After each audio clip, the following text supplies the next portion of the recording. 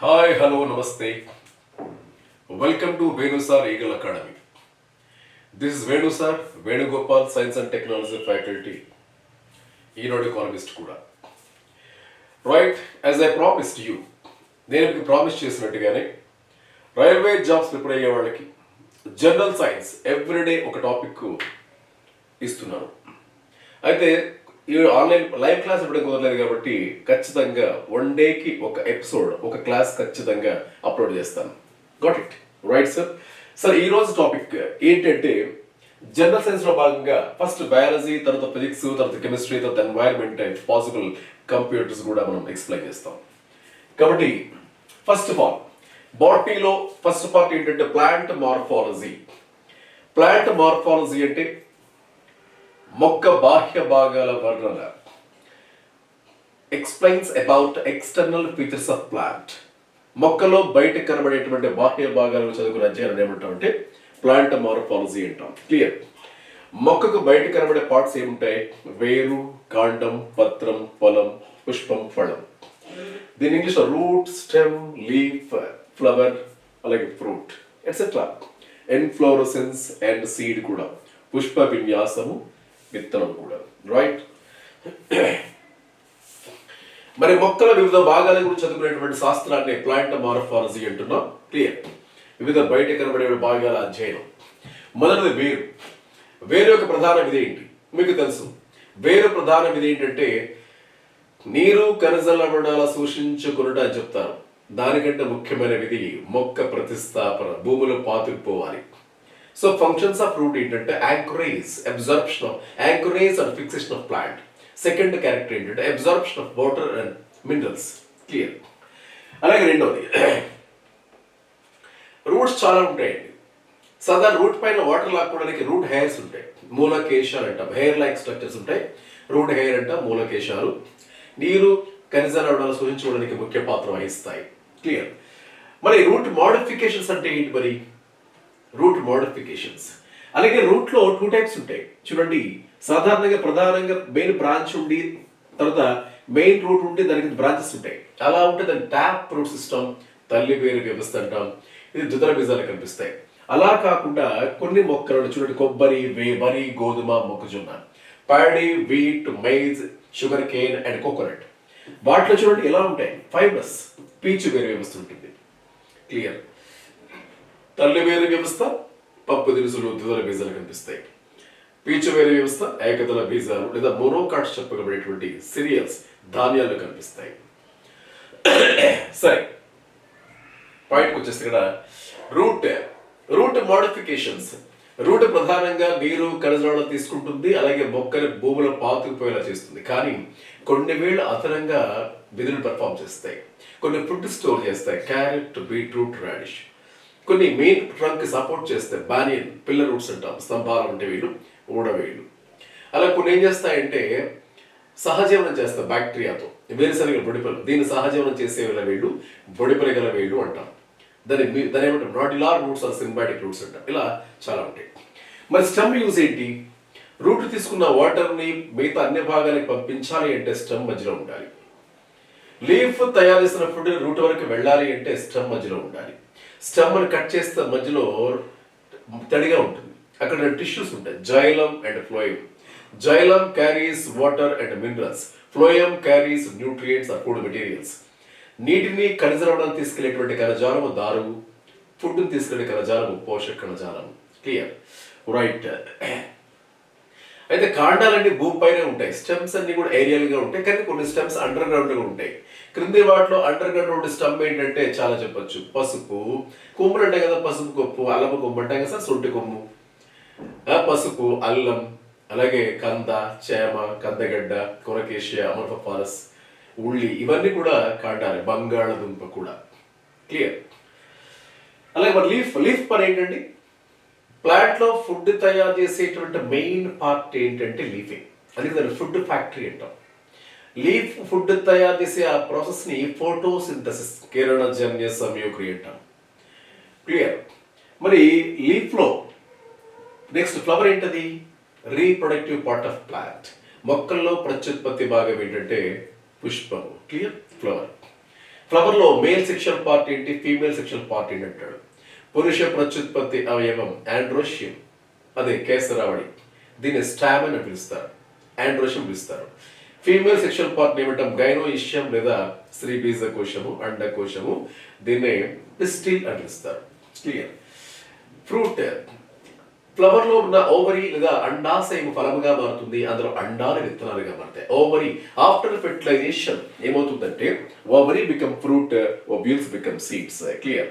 ఇది brief information about plant morphology. Clear? Now let's go for a bit practice. చూద్దాం sir.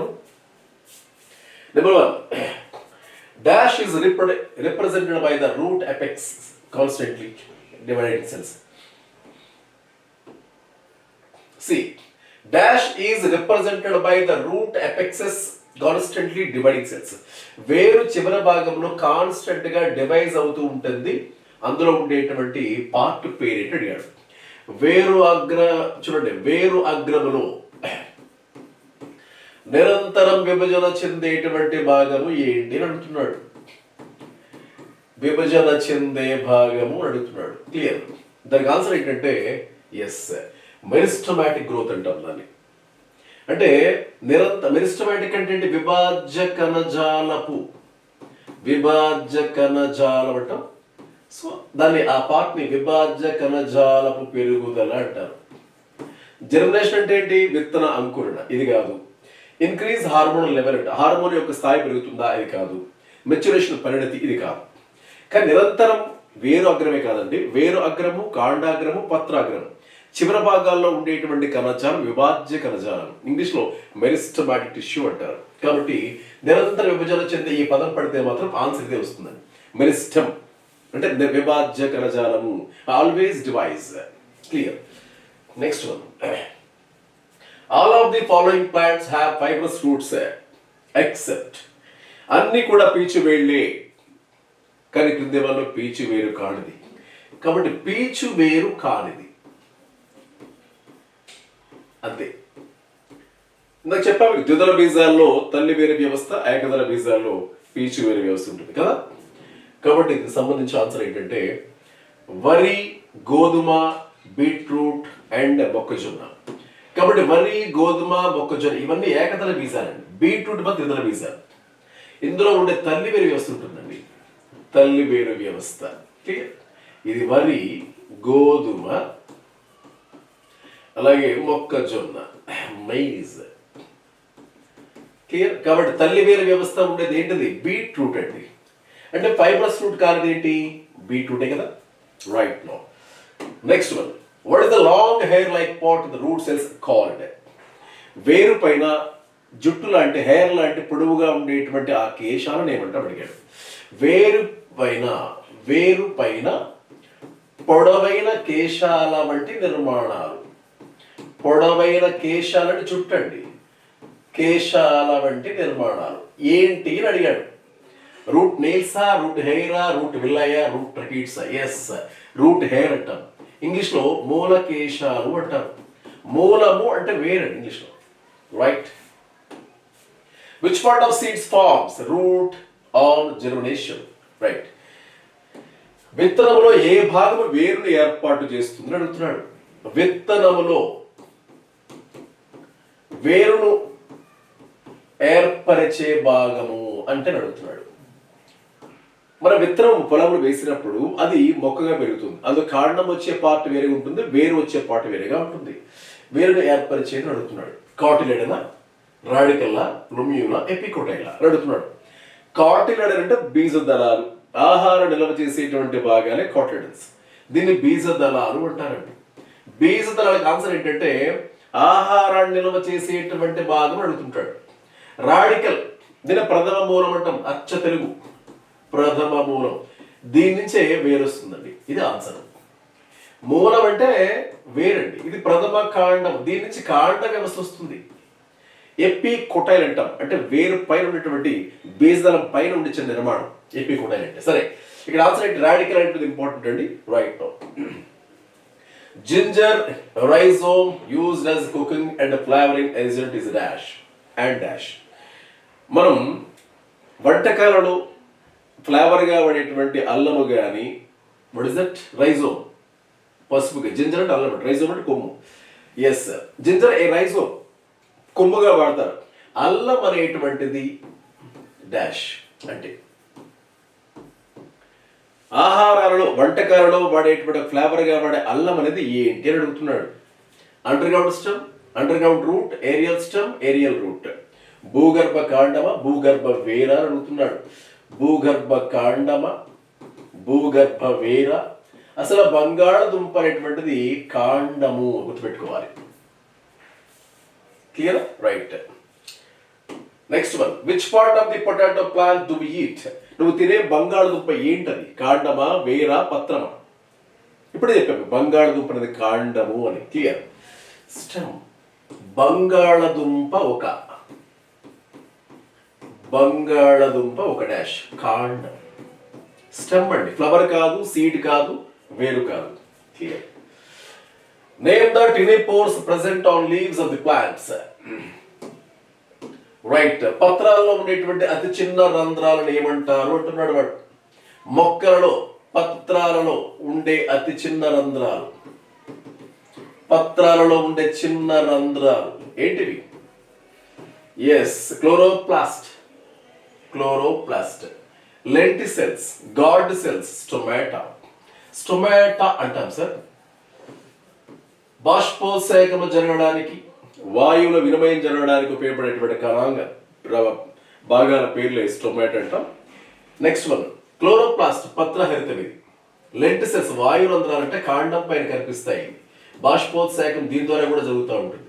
రక్షక కణాలు, ఈ స్టొమాటా కాపాడే కణాలే రక్షక కణాలు, వీటిని కాపాడుతాయి. అయితే ఇక్కడ ఆన్సర్ ఏంటి? పత్రాల్లో ఉండే అతి చిన్న రంధ్రాలు ఏమంటారు? స్టొమాటా అంటారు. ఆన్సర్ ఇదండి. Clear? Which part of the plant contributes to the exchange of gases? ఇప్పుడు చెప్పాను, మొక్కలలో వాయు వినిమయం జరిగేటువంటి భాగాలు. ఇది ఆన్సర్. మొక్కలలో వాయు వినిమయం, ఎక్సిట్ అంటే మనం ఎలాగైతే శ్వాసక్రియలో ఆక్సిజన్ తీసుకుంటామో CO2 విడిచిపెడతామో, అవి కూడా అంతేనండి. ఆక్సిజన్ పీల్చుకుంటాయి, CO2 విడిచిపెడతాయి. దానికి గల కారణం ఏంటి? వినిమయం.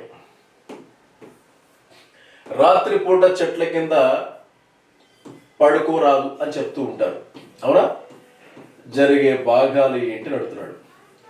రాత్రిపూట మొక్కలు శ్వాసక్రియ జరుపుతాయి, అందులో భాగంగా CO2 విడిచిపెడతాయి. అందుకే never sleep under the tree during night time, because plants release CO2 in the process of respiration. Clear? కాబట్టి ఆన్సర్ ఏంటంటే మొక్కల్లో వాయు వినిమయం జరిగే భాగాలు ఏంటంటే లీవ్స్, పత్రాలు. Next one sir, in plants gases are exchanged through.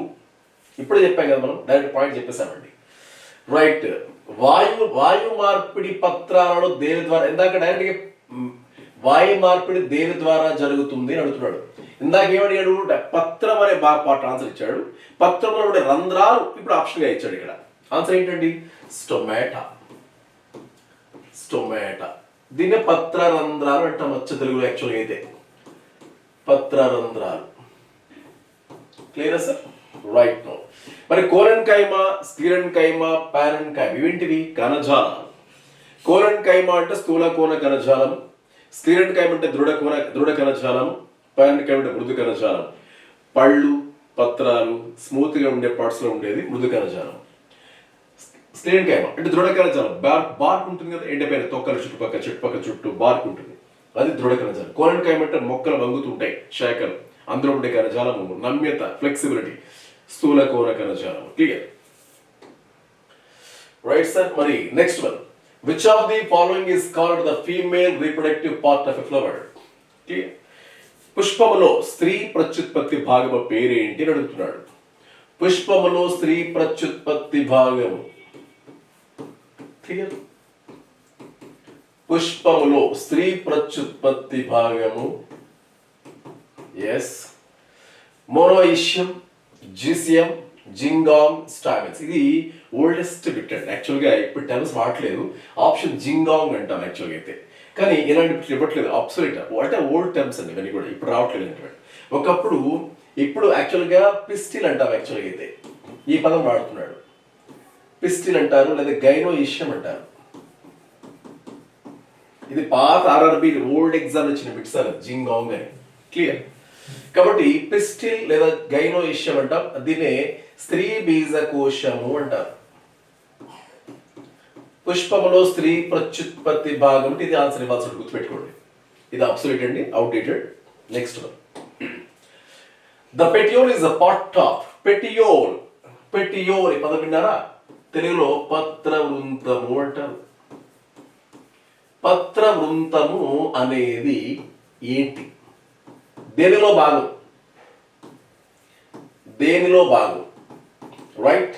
పక్ష, మానవుడ, చెట్టు, యానిమల్. సింపుల్ పెట్టండి, చెట్టు. Right. Next one, dash is known as hermaphrodite flowers. Hermaphrodite, hermaphrodite విన్నారా? దీన్ని ద్విలింగ రూపకత అంటాం, ఉభయలింగ జీవులు అంటాం దీన్ని. వానపాము ఇస్ ఏ ఉభయలింగ జీవి, లైంగిక ద్విరూపకత కనిపిస్తుంది. హెర్మాఫ్రోడైట్ అంటే లైంగిక ద్విరూపకత అంటామండి.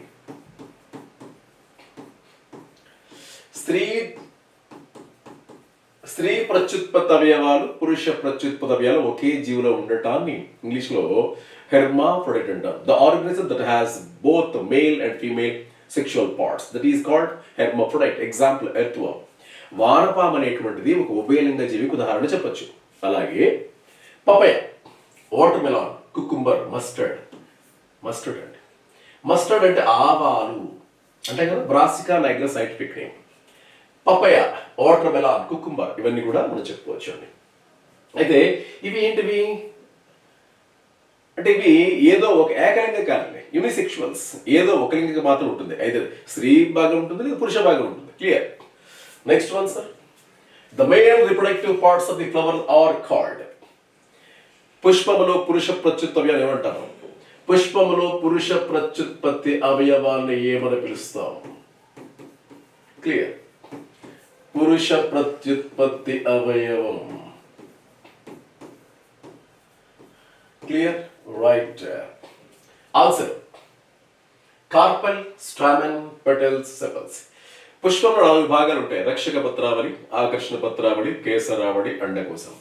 ఇది రక్షక పత్రావళిలో భాగం అండి. సెపల్స్ అంటే రక్షక పత్రావళిలో ఆ వలయంలో ఒక్కొక్క పార్ట్ ని సెపల్ అంటాం.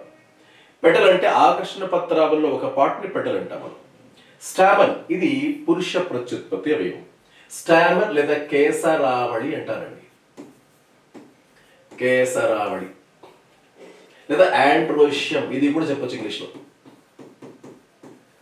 దీని కార్పల్ అంటే ఫిమేల్ అండి. ఇది ఫీమేల్ పార్ట్, ఇది male part. Clear.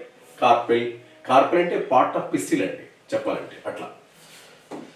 Next, dash serves as a food store in the seed of the plant. ఇందాక చెప్పామండి, వేరు విత్తనంలో ఏ భాగం నుంచి మొలకెత్తుందో అడిగాడు.